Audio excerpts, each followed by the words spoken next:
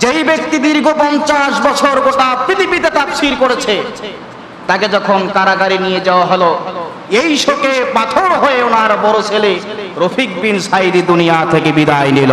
জোরে বলেন ঠিক না বেঠিক?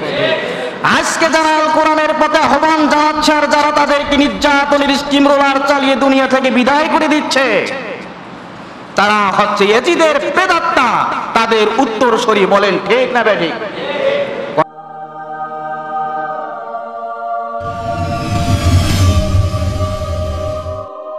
আল্লাহ রাব্বুল আলামিন বলেন, ومن أحسن قولا ممن دعا إلى الله وعمل صالحا وقال إنني من المسلمين। জোরে বলেন সুবহানাল্লাহ। আল্লাহ রাব্বুল আলামিন জানিয়ে দিলেন তার কথা নিচে আর কার কথা উত্তম হতে পারে? যারা মানুষকে আল্লাহর দিকে ডাকে, যারা মানুষদেরকে ইসলামের দিকে ডাকে, যারা মানুষদেরকে আল কোরআনের দিকে ডাকে, যারা মানুষদেরকে জান্নাতের পথে ডাকে, ওই মানুষগুলো আমি আল্লাহ তাআলার কাছে উত্তম। জোরে বলেন সুবহানাল্লাহ। বাস্তব পরিস্থিতি কি? আমরা যদি এই পৃথিবীর সবুজ ভূখণ্ডের দিকে লক্ষ্য করি, আমরা দেখতে পাব যেই সমস্ত মানুষেরা আল্লাহর দিকে ডাকে, কোরআনের দিকে ডাকে, ইসলামের দিকে ডাকে, জান্নাতের দিকে ডাকে, ওই সমস্ত মানুষদেরকে আজকে সন্ত্রাসী বলা হয়। বলেন ঠিক না ঠিক? ওই সমস্ত মানুষদেরকে জঙ্গি বলা হয়, ওই সমস্ত মানুষদেরকে হত্যাকারী বলা হয়, ধর্ষণকারী বলা হয়। জোরে বলেন ঠিক কিনা?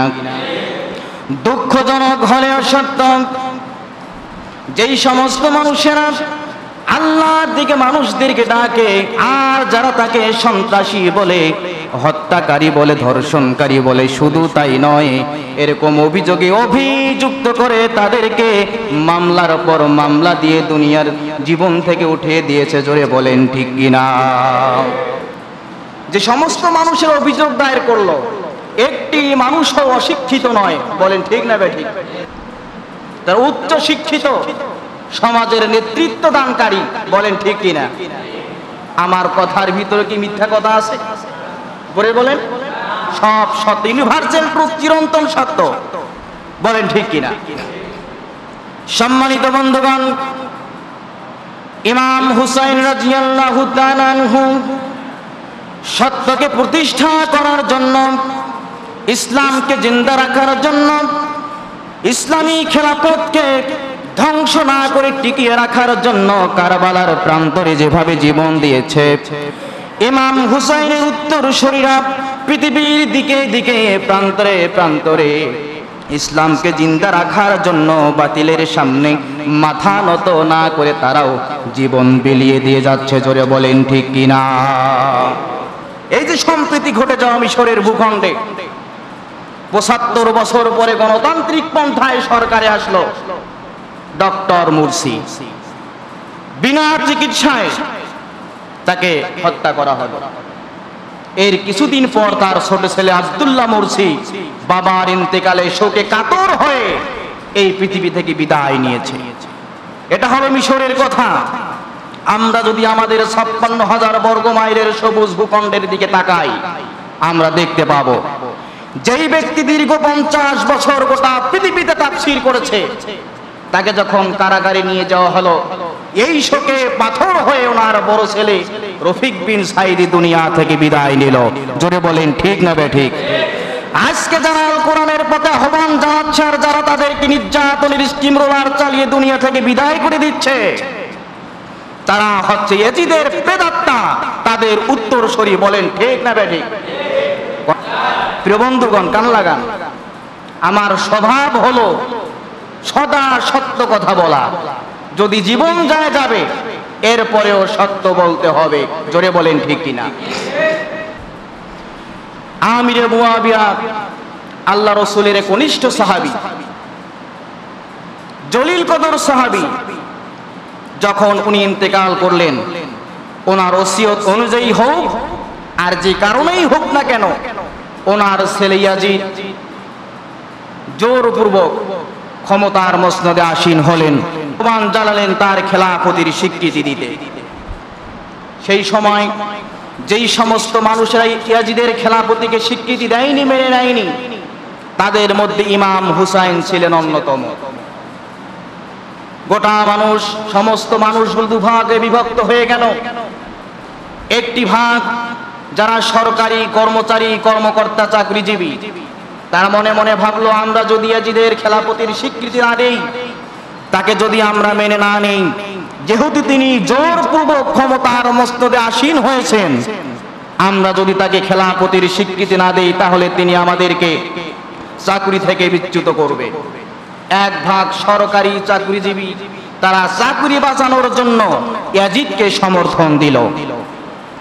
আর কিছু মানুষ যারা বেতন বৃদ্ধির আশায় ইয়াজিদকে সমর্থন দিল। আর কিছু মানুষ চাকরি পাবে বলে এই আশায় লোভে লোভাতুর হয়ে ইয়াজিদকে সমর্থন দিল। এটি হলো এক ভাগ। আরেক ভাগ মানুষ তারা ইমাম হুসাইনের দিকে চেয়ে থাকলো, দেখি ইমাম হুসাইন কি করেন, তিনি যা করবেন আমরা তাকে অনুসরণ করব। জোরে বলেন সুবহানাল্লাহ। সম্মানিত বন্ধুগণ, মদিনার মানুষের দুভাগে বিভক্ত হয়ে গেল। এক ভাগ হুসাইনের পক্ষে, আর এক ভাগ ইয়াজিদের পক্ষে। গৃহযুদ্ধ শুরু হয়ে গেল। হানাহানি, কাটাকাটি, মারামারি, বিশৃঙ্খলাপূর্ণ অবস্থা। এমন সময় কিছু জ্ঞানী গুণী মুরব্বী পার্সন কিছু লোক ইমাম হুসাইনকে বলল, ইমাম হুসাইন, আপনি যদি ইয়াজিদকে সমর্থন দেন তাহলে আমাদের সমাজের, আমাদের দেশের, আমাদের রাষ্ট্রের বিশৃঙ্খলা বিবাদ মিটে যাবে। আপনি আমাদের দেশের মানুষগুলো বাঁচানোর জন্য, এই দেশ থেকে অশান্তি দূর করার জন্য হলেও ইয়াজিদকে সমর্থন দান করুন।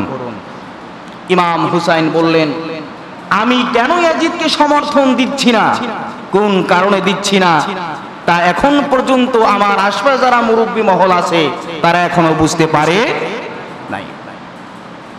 ইমাম হুসাইন শান্তশিষ্টভাবে, শান্ত মেজাজে কি কারণে ইয়াজিদকে সমর্থন দিচ্ছে না তা তাদের সামনে তুলে ধরলেন। এক নাম্বার, ইমাম হুসাইন তামাম মুসলমানদের সামনে তিনি যে কারণে ইয়াজিদকে সমর্থন দিচ্ছেন না, তিনি যে কারণে ইয়াজিদের খেলাফতির স্বীকৃতি দিচ্ছেন না, সুন্দরভাবে এক এক করে তাদের সামনে বর্ণনা করতে থাকলেন।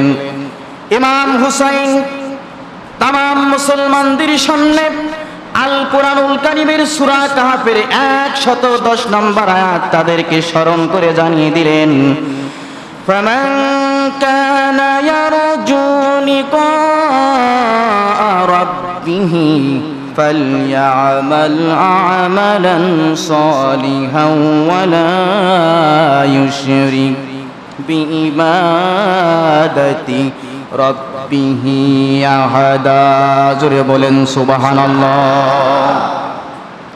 ইমাম হুসাইন বললেন, তোমরা যারা মহান নবীর সঙ্গে সাক্ষাৎ করার আশা পোষণ করো, তারা যেন তার ইবাদত করে, তার সঙ্গে কাউকে শরীক না করে। ইমাম হুসাইন বললেন, ইয়াজিদ যেহেতু স্বৈরাচারী হয়ে জোরপূর্বক ক্ষমতার মসনদে আসীন হয়েছেন, সেহেতু আমরা এই আয়াতের আলোকে হলেও তার খেলাফতির স্বীকৃতি দিতে পারি না। কারণ হলো আল্লাহ যেহেতু রাজতন্ত্রের বিধান রাখেন নাই, রেখেছেন খেলাফতের বিধান। জোরে বলেন ঠিক কিনা? রাজতন্ত্র কায়েম হয়ে গেলেন মানুষের ব্যক্তি জীবনে, পারিবারিক জীবনে, সামাজিক জীবনে, রাষ্ট্রীয় জীবনে, অর্থনীতিতে, রাজনীতিতে, যুদ্ধনীতিতে, সন্ধি নীতিতে, বিবাহ নীতিতে, সমস্ত দিক এবং বিভাগে আল্লাহর আইন তারা বলবৎ রাখতে পারবে না, আল্লাহর সঙ্গে শরীক হয়ে যাবে। সুতরাং আমি হুসাইনের এই কোরআন থেকে এই জ্ঞান লাভ করার পরেও ইমাম হুসাইনকে খেলাফতির ইয়াজিদকে খেলাফতির স্বীকৃতি দিতে পারি না। জোরে বলেন সুবহানাল্লাহ। মানুষের রব হলেন তিনি, মানুষের বাদশা হলেন তিনি, মানুষের ইলাহ হলেন তিনি। তিনি কে? জোরে বলেন। তিনি হলেন আল্লাহ। রব্বিন নাস, রব মানে কি, মালিক মানে কি, ইলাহ মানে কি? ইমাম হুসাইন জানিয়ে দিলেন আল্লাহ রব্বুল আলামিন রব শব্দের প্রকৃত অর্থ বোঝাতে যে আল্লাহ তাআলা কোরআনুল কারীমের ভিতরে 978টি আয়াত নাজিল করেছেন। জোরে বলেন সুবহানাল্লাহ।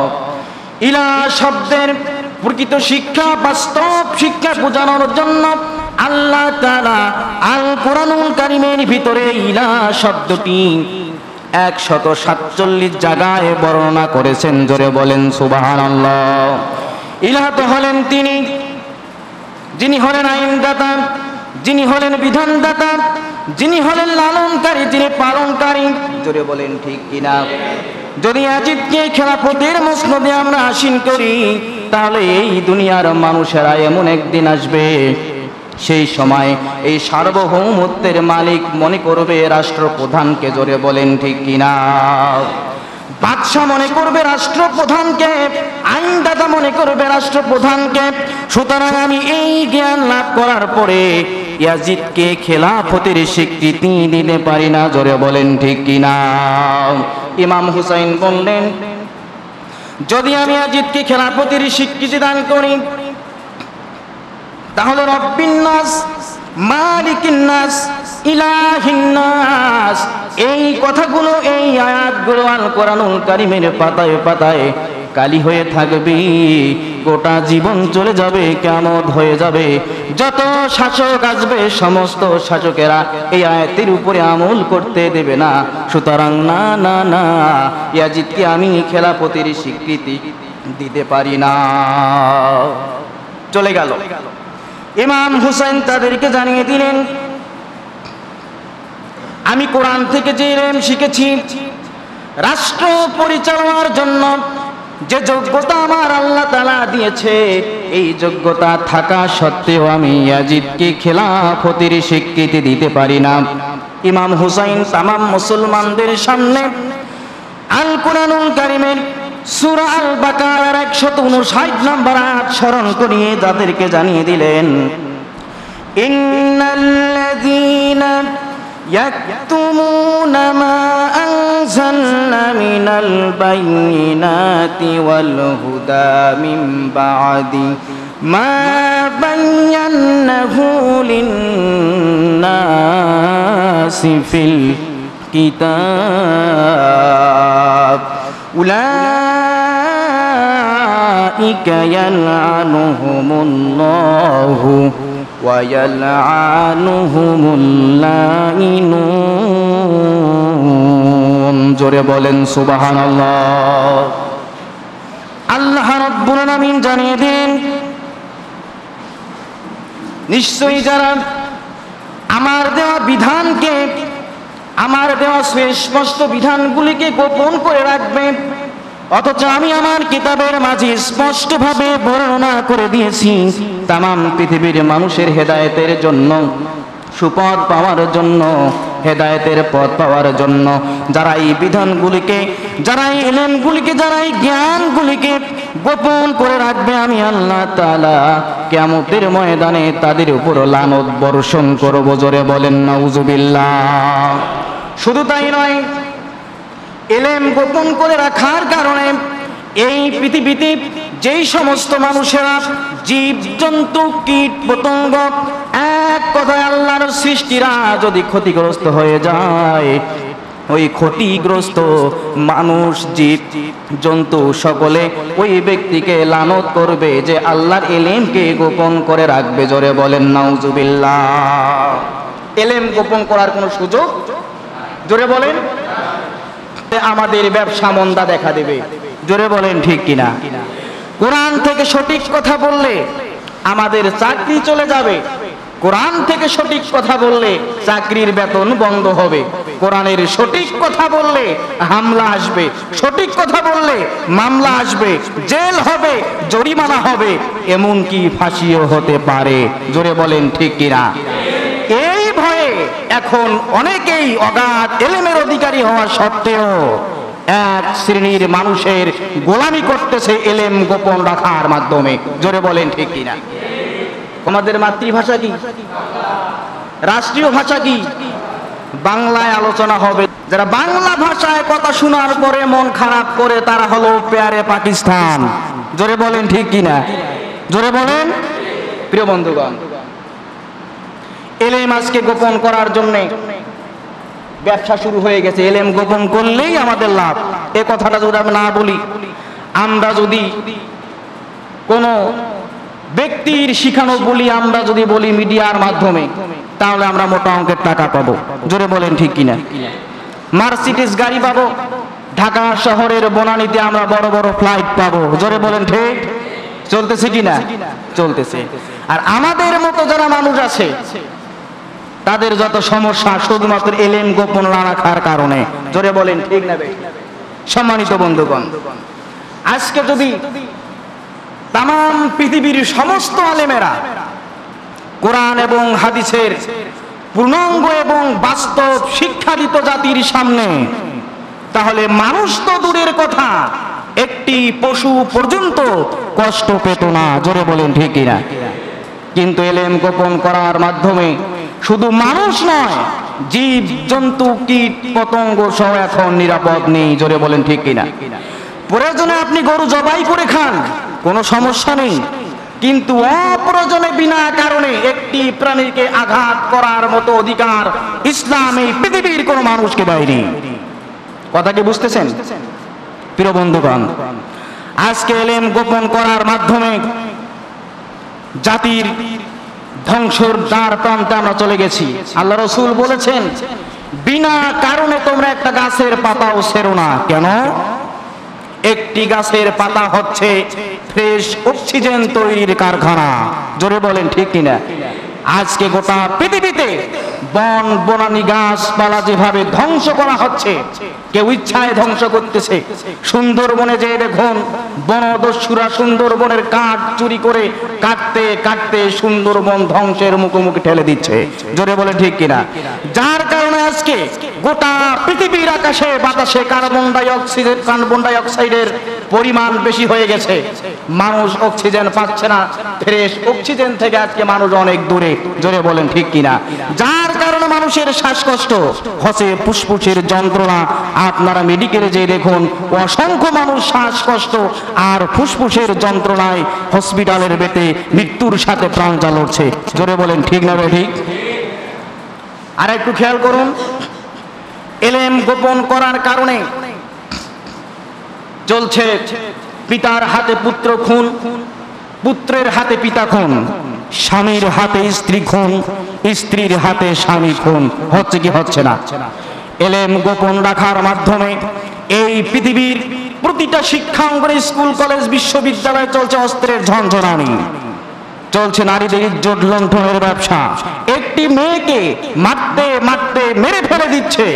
আমরা দেখতে পাচ্ছি এলেম গোপন করার জন্য আজকে বড় বড় সন্ত্রাসীদের গডফাদারের সঙ্গে বড় বড় নেতা নেত্রীদের রাতের আধারে বৈঠকের খবর আমরা খবরপত্রের মাধ্যমে পাচ্ছি। জোরে বলেন ঠিক কিনা? শুধু তাই নয়, এলেম গোপন করার মাধ্যমে সব লোকদেরকে পুলিশের মাধ্যমে নির্যাতন করা হচ্ছে। জোরে বলেন ঠিক না ঠিক? প্রিয় বন্ধুগণ, এভাবে যদি আমি বলতে শুরু করি অনেক বলা যাবে, কয়েক পৃষ্ঠা বলতে পারবে, এরপরও শেষ হবে না। এলেম গোপন করার মাধ্যমে আজকে গোটা পৃথিবীর সমস্ত জাতির সামনে জগৎ দল পাথর চেপে বসেছে। জোরে বলেন ঠিক কিনা? আমরা যদি একটু হিসাব করি, ৫৬,০০০ বর্গ মাইলের সবুজ ভূখণ্ডে ৬৮,০০০ গ্রাম বাংলায়, এই বাংলাদেশে, গোটা বাংলাদেশে মসজিদের সংখ্যা হচ্ছে ৩.৫ লক্ষেরও বেশি। কত লক্ষ? ৩.৫ লক্ষেরও বেশি। এই বাংলাদেশের ৩.৫ লক্ষ মসজিদের ৩.৫ লক্ষ ইমাম যদি গোটা বাংলাদেশের রাজপথে দাঁড়িয়ে কোরআনের বাস্তব এবং পূর্ণাঙ্গ শিক্ষাগুলো জাতির সামনে পেশ করত, তাহলে বাংলাদেশের আপামর জনসাধারণ 17 কোটি মানুষের দুর্ভোগ আসতে হতো না। জোরে বলেন ঠিক কিনা? আমরা যদি একটু পরিসংখ্যান করি দেখতে পাবো 3.5 লক্ষ মসজিদের 3.5 লক্ষ ইমাম সহ এই বাংলাদেশে 10 থেকে 15 লক্ষ আলেম রয়েছে। এই 15 লক্ষ আলেম যদি কোরআন এবং হাদিসের পূর্ণাঙ্গ এবং বাস্তব শিক্ষা জাতির সামনে তুলে ধরত, তাহলে এই 56,000 বর্গ মাইলের বাংলাদেশে 68,000 গ্রাম বাংলার প্রধানমন্ত্রী ইমামদের মধ্য থেকে কেউ একজন হতো। জোরে বলেন ঠিক না বেঠিক? আমার কথা কি বুঝতে পারতেছেন? দুঃখজনক হলেও সত্য, আজকে বাংলাদেশের অধিকাংশ আলেমেরা সত্যকে গোপন করার কারণে এই 56,000 বর্গ মাইলের 10 থেকে 15 লক্ষ আলেমের প্রধানমন্ত্রী হয়েছে একজন বেআলেম মহিলা। জোরে বলেন ঠিক কিনা? আমার কথা কি বুঝতে পারতেছেন? প্রিয় বন্ধুগণ, যদি আমরা এলেম গোপন না করতাম, 3.5 লক্ষ ইমাম যদি বাংলাদেশের সমস্ত মসজিদের মেম্বারে দাঁড়িয়ে সমস্ত মুসল্লিদের সামনে একই দিনে একই জায়গায় একই সময়ে কোরআন এবং হাদিসের বাস্তব পূর্ণাঙ্গ শিক্ষা তুলে ধরতে পারতাম, তাহলে 3.5 লক্ষ ইমামের যে কোনো একজন আমাদের প্রধানমন্ত্রী হতো। জোরে বলেন ঠিক কিনা? কিন্তু আমাদের পোড়া কপাল, আমরা সেই শিক্ষাগুলো তুলে ধরতে পারতেছি না। কি কারণে? আমাদের ইমানি দুর্বলতার কারণে, মোটা অঙ্কের টাকার লোভে। জোরে বলেন ঠিক না বেঠিক? প্রিয় বন্ধুগণ, ইমাম হুসাইন বলল যে এলেম আমরা শিখেছি এই কোরআন থেকে, এই এলেম আমি গোপন করতে পারবো না। যদি আমি এলেম গোপন করি, এর কারণে যদি একটি পাতাও ছিঁড়ে পড়ে যায়, সেই পাতাটি কাল কিয়ামতের ময়দানে আমাকে লানত বর্ষণ করবে। পৃথিবীর জীব জন্তু কীট পতঙ্গ মানুষ জিন সকলে মিলে আমাকে অভিসম্পাত বর্ষণ করবে।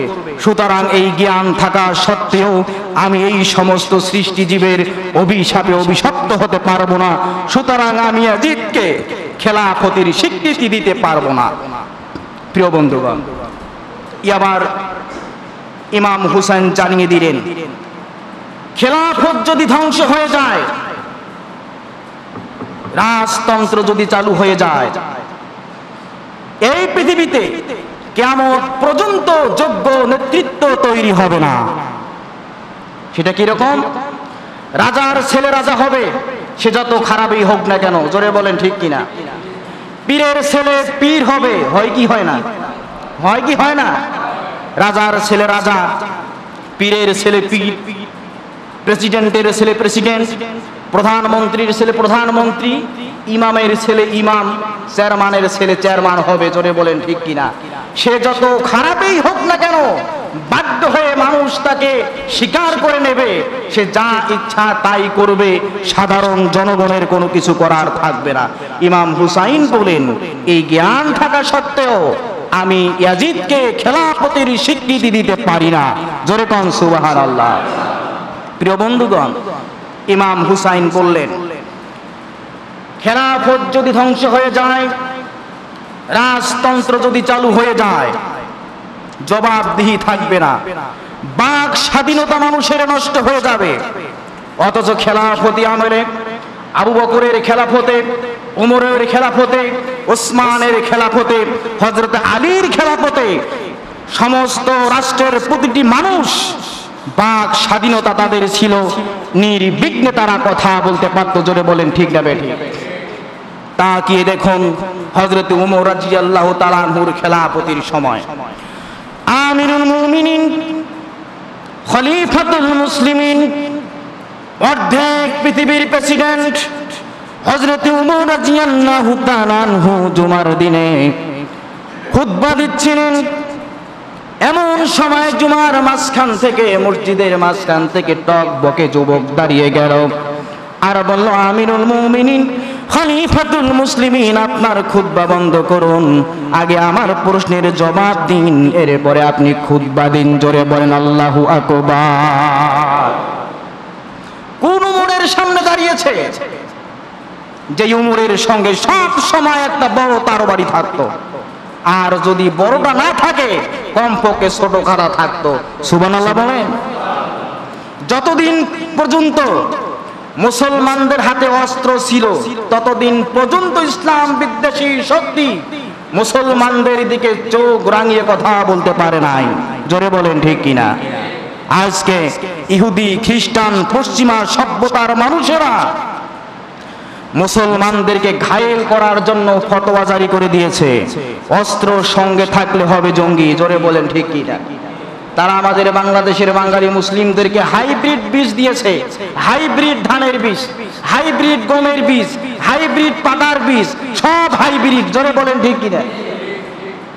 আর তারা অস্ত্রগুলো দখল করে নিয়েছে, তারা হাইব্রিড চাষাবাদ করতে ব্যস্ত থাকবে, আর আমরা অস্ত্রের ঝনঝনানি দিয়ে মুসলমানদেরকে দাবিয়ে রাখবো। জোরে বলেন ঠিক কিনা?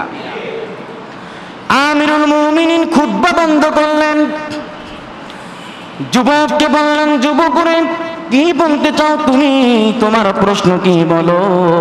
যুবক বলে, আমিরুল মুমিনিন খলিফাতুল মুসলিমিন, গত সপ্তাহে ইয়ামেন থেকে কাপড় এসেছে, বাইতুল মালের কাপড় বন্টন করা হয়েছে, আমরা সবাই এক টুকরা করে পেয়েছি, আপনিও পেয়েছেন, আমিও পেয়েছি, সকলে পেয়েছে। কিন্তু আপনি যে জুব্বা পরে খুতবা দিচ্ছেন, যে কাপড় আমরা পেয়েছি ওই কাপড়ের এত বড় জুব্বা হওয়ার কথা নয়, আপনি অতিরিক্ত কাপড় পেলেন কথায়? আগে জবাব দেন, তারপরে আপনি খুতবা দেন। আমিরুল মুমিনিন বলল, যুবকরা, যদি আমি বলি আমি প্রেসিডেন্ট হিসাবে অতিরিক্ত কাপড় গ্রহণ করেছি, তখন তুমি কি করবে? যুবক বলল, আমিরুল মুমিনিন, আমি আমার নাঙ্গা তরবারি দিয়ে বডি থেকে আপনার কল্লাটা আলাদা করে দেব, নয়তোবা আমি আপনার পিছনে ইক্তেদা করব না। কত বড় সাহস, কি বাক স্বাধীনতা! আর আজকে আমরা বাক স্বাধীনতা পেয়েছি, ধরা যাবে না, ছোঁয়া যাবে না, বলা যাবে না কথা, রক্ত দিয়ে পেলাম মোরা কোন স্বাধীনতা? জোরে বলেন ঠিক না রে ঠিক? প্রিয় বন্ধুগণ, বুঝতেছেন আমার কথা? আমিরুল মুমিনিন বলল, যুবকরা, গত সপ্তাহে যে কাপড় বন্টন করা হয়েছে আমরা সকলে সমানভাবে পেয়েছি, আমিও পেয়েছি, তুমিও পেয়েছো। আমার ছেলে আব্দুর রহমান পেয়েছে। আব্দুর রহমান আমাকে বলল, আব্বাজান, আপনি হলেন প্রেসিডেন্ট, আপনি হলেন বাদশা, আবার আপনি হলেন ইমাম, রাষ্ট্রের কাজের জন্য বিভিন্ন দেশে আপনাকে সফর করতে হয়, জুমার দিনে আপনাকে ইমামতি করতে হয়, যে কাপড় আপনি পেয়েছেন এই কাপড় দিয়ে ভালো একটা জামা তৈরি হবে না, আমার ভাগের কাপড়টা আমি আপনাকে দিয়ে দিলাম, আমার কাপড় আর আপনার কাপড় মিলে সুন্দর একটা জুব্বা আপনি তৈরি করবেন। জোরে বলেন সুবহানাল্লাহ। হযরত ওমর রাদিয়াল্লাহু তাআলা আনহু বলল, যুবক রে, আমার ছেলের কাপড় সহকারে আমি এই জুব্বা তৈরি করেছি। যুবক শান্ত হয়ে গেল, বসে গেল। আমিরুল মুমিনিন যুবকের প্রতি রাগ করলেন না, চোখ রাঙিয়ে কথা বললেন না। আমিরুল মুমিনিন বলল, যুবক রে, তুমি যে সাহসিকতা দেখিয়েছ দিক থেকে দিগন্তে গোটা পৃথিবীতে ইসলামকে বিজয়ী করার জন্য, তোমার মতো যুবকের আজ প্রয়োজন। জোরে বলেন ঠিক কিনা? কি বাক স্বাধীনতা! আর আমাদের বাক স্বাধীনতা তো আছে, মেম্বারের সামনে কথা বলবেন, মেম্বারের যদি কথা অপছন্দ হয় তার পেটুয়া বাহিনীকে বলে, যৌথ বাহিনীকে খবর দাও, যুবককে গ্রেপ্তার করো, রিমান্ডে জেলখানায় বন্দি করো। জোরে বলেন ঠিক কিনা? বাস্তব কথা বলি, প্রিয় বন্ধুগণ, খেয়াল করুন। সম্মানিত ভাইরা, আমিরুল মুমিনিন খলিফাতুল মুসলিমিন খুতবা শেষ করলেন, নামাজের ইমামতি করলেন। এই কথা বলার পরেও যুবকের বিরুদ্ধে কোনো অ্যাকশন নিলেন না, তাকে গালামন্দ করলেন না, তার বিরুদ্ধে অভিযোগ দায়ের করলেন না, তাকে রিমান্ডে নিলেন না, গ্রেপ্তার করলেন না, জেলখানার মধ্যে বন্দি করে রাখলেন না, বরং যুবককে আরো উৎসাহ দিলেন ইসলামের জন্য। এরকম সাহসী যুবকের প্রয়োজন। জোরে বলেন সুবহানাল্লাহ। ইমাম হুসাইন বলে, যদি খেলাফত ধ্বংস হয়ে যায়, রাজতন্ত্র কায়েম হয়ে যায়, তাহলে কিয়ামত পর্যন্ত রাজতন্ত্রের বাদশাদের সামনে কোন ব্যক্তির বাক স্বাধীনতা থাকবে না। তারা নির্বিঘ্নে স্বাধীনভাবে তাদের মতামত প্রকাশ করতে পারবেন না। সুতরাং আমি ইয়াজিদকে খেলাফতের স্বীকৃতি দিতে পারি না। জোরে বলেন সুবহানাল্লাহ। সম্মানিত বন্ধুগণ, ইমাম হুসাইন বললেন, ও পৃথিবীর মুসলমানেরা, যদি রাজতন্ত্র কায়েম হয়ে যায় আর যদি খেলাফত ধ্বংস হয়ে যায়, আল্লাহর আইন বলবৎ থাকবে না, আল্লাহর আইন চিরদিনের জন্য খতম হয়ে যাবে। সেটা কিরকম? রাজতন্ত্র যদি কায়েম হয়ে যায়, যেহেতু ইসলামের রাজতন্ত্র নেই, আছে নাকি? জোরে বলে আছে? নেই। ইসলাম হচ্ছে খেলাফত। ইসলাম রাজতন্ত্র বিশ্বাস করে না, ইসলাম খেলাফতে বিশ্বাসী। সুতরাং রাজতন্ত্র কায়েম হয়ে গেলে আল্লাহর আইন কোন রাষ্ট্রপ্রধান বহাল রাখতে পারবে না। কেন? যেহেতু আল্লাহর আইনে রাজতন্ত্র নেই, সেহেতু পৃথিবীর রাজতন্ত্রের বাদশারা তাদের ক্ষমতার মসনদকে টিকিয়ে রাখার জন্য, ক্ষমতাকে টিকিয়ে রাখার জন্য, গদিকে টিকিয়ে রাখার জন্য তারা আল্লাহর বিরুদ্ধে, কোরআনের বিরুদ্ধে আইন পাশ করবে। জোরে বলেন ঠিক না বেঠিক? আল্লাহর আইন হবে এক জিনিস, আর রাষ্ট্রের আইন হবে এক জিনিস। এক শ্রেণীর মানুষ সুবিধা লাভের আশায়, স্বার্থ লাভের আশায় রাষ্ট্রের আইনকে মেনে নিবে। জোরে বলেন ঠিক না বেঠিক? আর এক শ্রেণীর মানুষ পৃথিবীর সবুজ ভূখণ্ডে আল্লাহর আইনকে প্রতিষ্ঠা করার জন্য আল্লাহর আইন চাই, সৎ লোকের শাসন চাই, এই স্লোগান তারা দেবে। রাষ্ট্রের আইনের সাথে আল্লাহর আইনের কন্ট্রাডিকশন শুরু হয়ে যাবে। এবার রাষ্ট্রপ্রধান তার গদি বাঁচানোর জন্য যৌথ বাহিনী লড়িয়ে দিয়ে তাদেরকে দমন করবে। জোরে বলেন ঠিক কিনা? হানাহানি শুরু হবে, কাটাকাটি শুরু হবে, মারামারি শুরু হবে, হত্যা হবে, ধর্ষণ হবে, খুন হবে, হামলা হবে, মামলা হবে, গুম হবে, মানুষের ফাঁসিও হতে পারে। কে বললেন? ইমাম হুসাইন। কে বলেছেন? ইমাম হুসাইন। ইমাম হুসাইন তামাম মুসলমানদের সামনে এই কথাগুলো জানিয়ে দেওয়ার পরে বললাম, আল্লাহ রাব্বুল আলামিন যে জ্ঞান আমাকে দিয়েছেন, যে বিষয়গুলো আমি স্পষ্ট বুঝতে পারতেছি ভবিষ্যতে কি হতে পারে, সুতরাং আমি এই শান্ত পৃথিবীটাকে অশান্ত করার জন্য ইয়াজিদকে খেলাফতের স্বীকৃতি দিতে পারি না। জোরে বলেন সুবহানাল্লাহ। ইমাম হুসাইন বুঝতে পেরেছেন ভবিষ্যতে কি হতে যাচ্ছে, কি হতে চলেছে। কারণ হলো, গাড়ির যদি ব্রেক ফেল করে তাহলে সর্বপ্রথম বুঝতে পারে গাড়ির ড্রাইভার যে স্টিয়ারিং ধরে আসে, দ্বিতীয়ত বুঝতে পারে সচেতন যাত্রী, সব শেষে বুঝতে পারে যারা গাধা মার্কা যাত্রী গাড়িতে বসে ঘুমায়। জোরে বলেন ঠিক কিনা? ইমাম হুসাইন ছিল সমাজরূপী গাড়ির ড্রাইভার। সে বুঝতে পেরেছে সমাজ কোন দিকে যাচ্ছে, রাষ্ট্র কোন দিকে যাচ্ছে।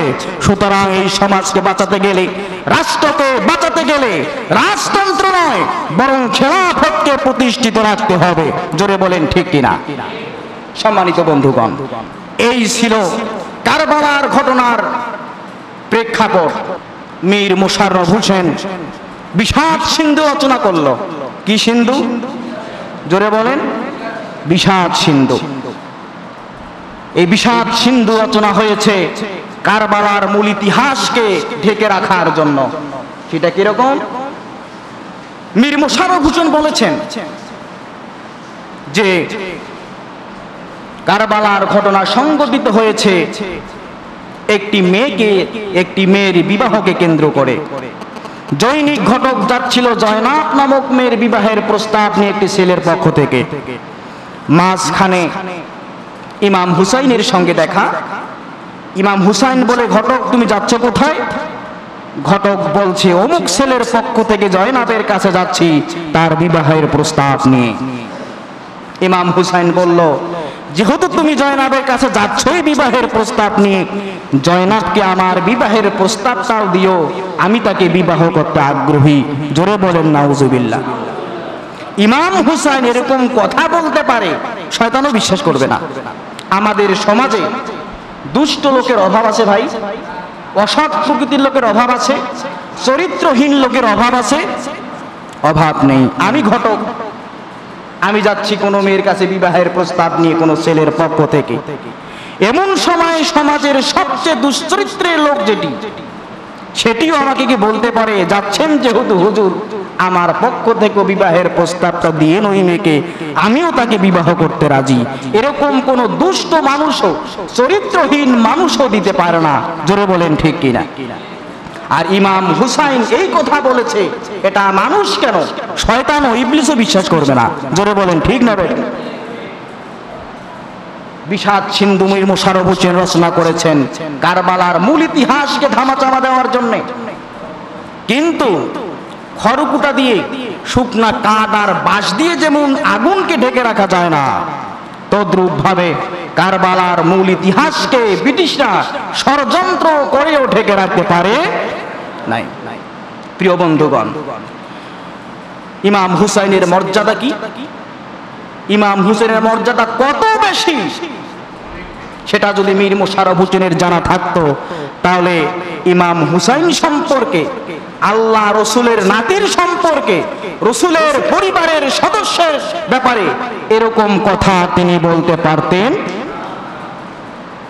এখন দেখুন, ব্রিটিশ আমলে আশুরা রাত্রিতে, অর্থাৎ আজকে তো আশুরা রাত্রি, এরকম আশুরা রাত্রিতে ব্রিটিশ আমলে প্রতিটি গ্রামের মাতব্বরের বাড়িতে বিষাদ সিন্ধু পাঠ করা হতো।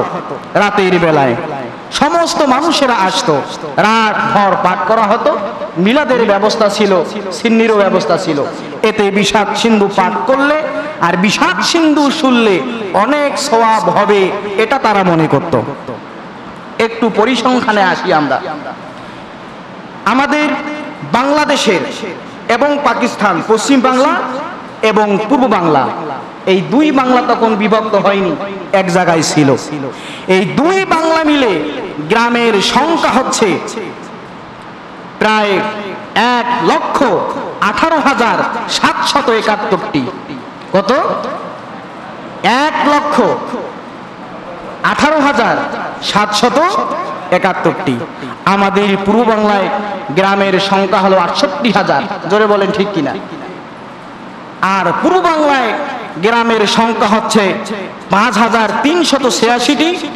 পশ্চিম বাংলায়, পূর্ব বাংলায় গ্রামের সংখ্যা হলো 68,385টি। আমরা যদি যোগ করি দেখতে পাবো 1,18,000, আরো কিছু বেশি হবে। এখন প্রতিটি গ্রামের মাতব্বরের বাড়িতে যদি একটি করে বিষাদ সিন্ধু থাকে, তাহলে কমপক্ষে একটি গ্রামে 3 থেকে 4 জন মাতব্বর থাকতো।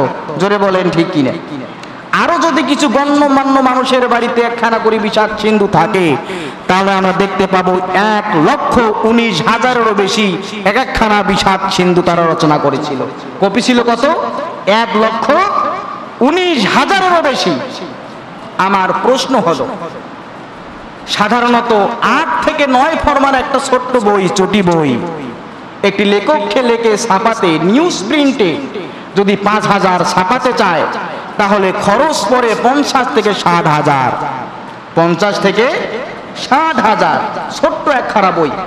এত বড় বিষাদ সিন্ধু একখানা পাণ্ডুলিপি মীর মোশাররফ হোসেন 4 লক্ষ সাজালো। কয় লক্ষ? 4 লক্ষ সাজালো, ছাপালো। এই এতগুলো টাকা তিনি পেলেন কোথায়? একজন সাধারণ লেখকের পক্ষে এতগুলো টাকা খরচ করা সম্ভব নয়। আর খরচ করা সম্ভব তো দূরের কথা, প্রতিটি গ্রামের মাতব্বরের বাড়িতে পৌঁছে দেওয়া সম্ভব। ব্রিটিশরা দেখলো কারবালার মূল ইতিহাস যদি মুসলমানেরা জানতে পারে, তারা আমাদের অস্তিত্ব তো দূরের কথা, বেলো রাখবে না, বেরোকো রাখবে না। জোরে বলেন ঠিক কিনা? সুতরাং মুসলমানদেরকে কারবালার মূল ইতিহাস জানানো যাবে না। এই মূল ইতিহাসকে ধামাচাপা দেওয়ার জন্য মীর মোশাররফ হোসেনকে মোটা অঙ্কের টাকা দিয়ে বিষাদ সিন্ধু রচনা করে এই পৃথিবীর জমিন থেকে কারবালার মূল ইতিহাসকে মূলোৎপাটন করতে চেয়েছিল ব্রিটিশরা, কিন্তু তারা পারে নাই।